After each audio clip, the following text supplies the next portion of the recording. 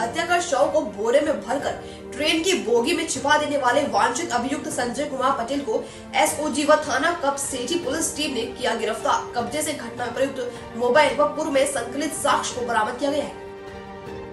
किशोरी की हत्या कर शव को बोरे में भरकर ट्रेन की बोगी में छिपा देने वाले वांछित अभियुक्त संजय कुमार पटेल को एसओजी व थाना कसपेटी पुलिस टीम ने किया गिरफ्तार। कब्जे से घटना में प्रयुक्त मोबाइल व पूर्व में संकलित साक्ष्य को बरामद किया गया है।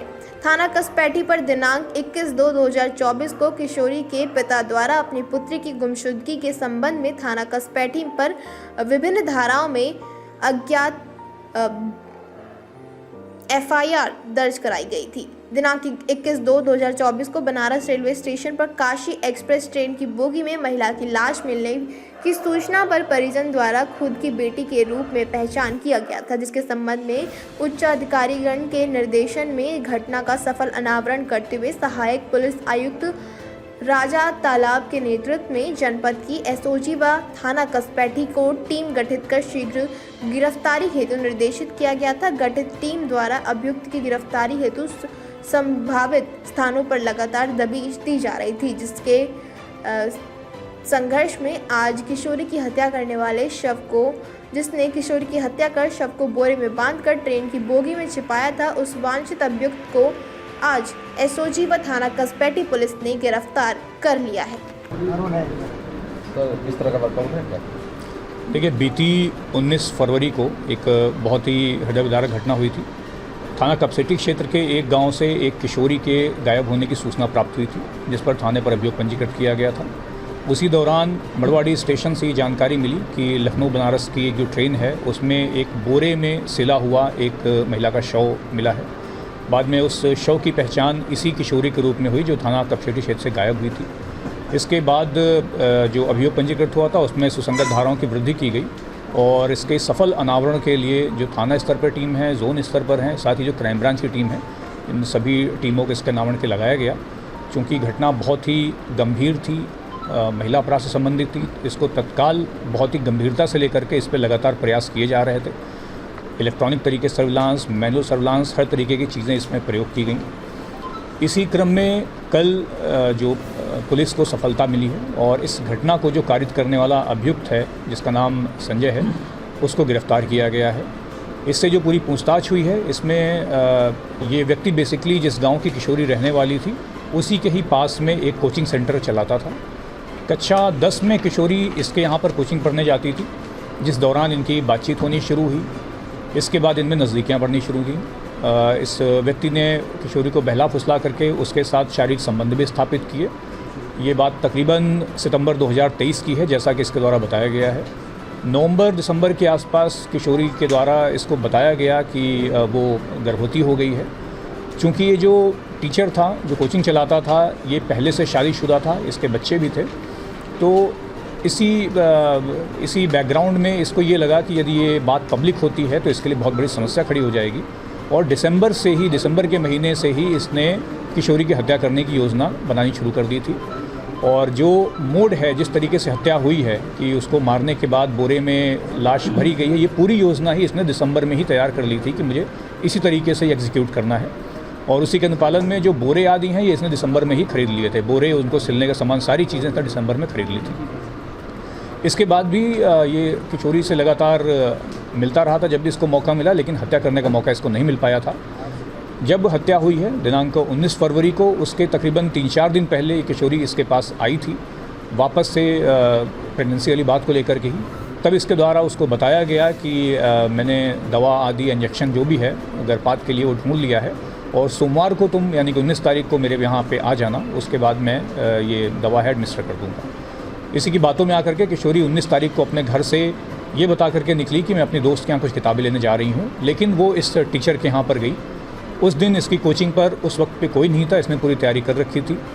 किशोरी के आने के बाद इसने वापस से पहले वहाँ पे शारीरिक संबंध बनाने का प्रयास किया गया, जिस पर किशोरी द्वारा मना किया गया।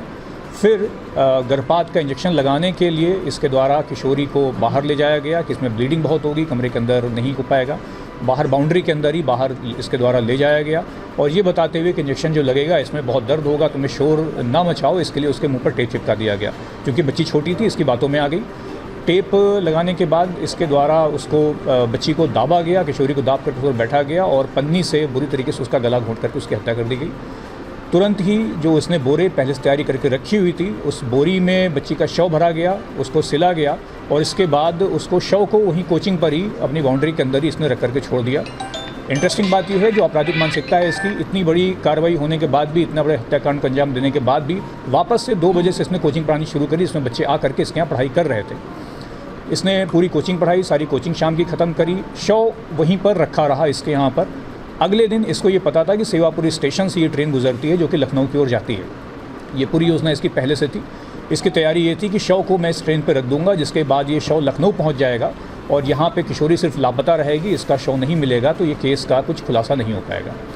वो ट्रेन पे इसने सुबह 5 बजे ये अपनी मोटरसाइकिल ले करके निकला, उसमें शव को इसने बांधा और चूंकि अंधेरा बहुत रहता है, छोटा स्टेशन है, वहाँ भीड़ नहीं होती है, इसके द्वारा उस बोगी में ये बॉडी चढ़ा दी गई और जब तक ट्रेन चली नहीं गई तब तक ये वहीं वेट करता रहा। जब ट्रेन चली गई तो इसलिए वापस आ गया, परंतु चूंकि शव लखनऊ में कहीं पर डिटेक्ट नहीं हुआ, जब वापस वो ट्रेन मड़वाडी आई वहाँ पर शव मिला।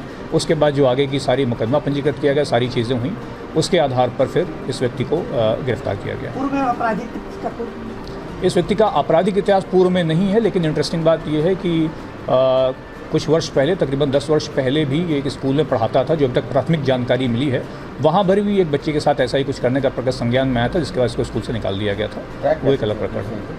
जी, ट्रैक कैसे किया? इसमें लगातार देखिए, हमारी जो बताया कि मैनुअली भी हमारा इनपुट, लगातार टीम्स लगी हुई थी, इलेक्ट्रॉनिक भी इनपुट्स लगे हुए थे। क्या बच्ची जो थी, किशोरी थी, उसकी किससे किससे बात हो रही थी, किसके किसके संपर्क में थी, तो सभी को आइडेंटिफाई किया जा रहा था। उसी क्रम में, रूटीन इंटरोगेशन के क्रम में, इस जो टीचर है इससे भी बातचीत की गई थी।